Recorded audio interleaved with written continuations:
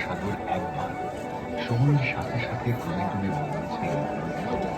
অদম্য অপরিসর ডিঙি নৌকার জায়গা নিয়েছে লঞ্চ ও বার্জ। আজ থেকে মাত্র 20 বছর আগেও এই স্থানে ছিল না বিদ্যুতের আলো, ছিল না মেলায় আগত এত মানুষের জন্য বিশ্ব পরিবর্তিত।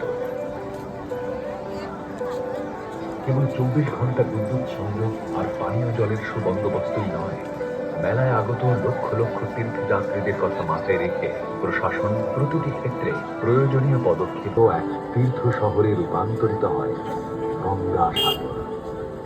মূল ভূখণ্ড সাগর অস্ত্রীয় হসপিটালে নিয়ে যেতে হয়।